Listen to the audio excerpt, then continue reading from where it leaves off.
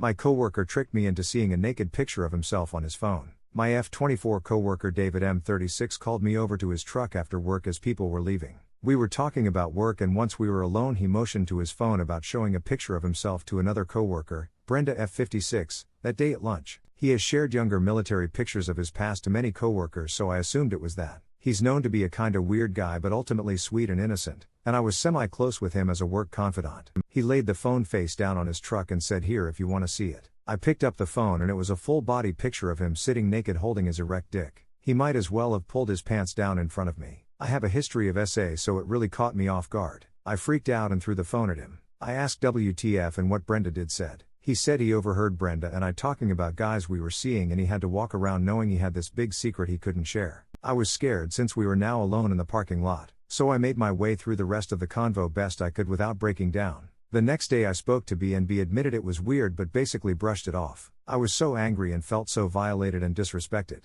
I wanted to report him to management, but my also assaulted coworker seemed to be against it. Not staunchly, but it was clear she just wanted to let it go. Later telling me she planned to just pretend it never happened. I was hoping I could convince Brenda to report it to management with me, but that wasn't working. David scared me now and I didn't want the attention to all be on me. But with the fear of him doing it to someone else or the situation escalating, it seemed like a no-brainer. All I got from Brenda was her permission to use her name when I was reporting. That morning before I had a chance to report it, D could feel I was avoiding him and approached me to ask for a private talk alone. I refused, stating I wasn't comfortable. All morning he was making a huge commotion about having high anxiety and shaking uncontrollably. Finally having to leave for the day before lunch because he was having a mental breakdown, telling our boss that he really messed up and I was upset and wouldn't talk to him. I was fuming because I was barely holding myself together, yet he pussied out and went home, basically telling on himself on the way. That prompted management to ask me about it, thinking it was a silly dispute. I explained everything. Management responded well and they fired him immediately. The fucked up part is the moment I stepped out of the office the whole shop erupted in gossip, resulting in two other women, Tracy F57, Grace F24, coming forward that he showed it them too before Brenda and I. While both said it was completely unprompted,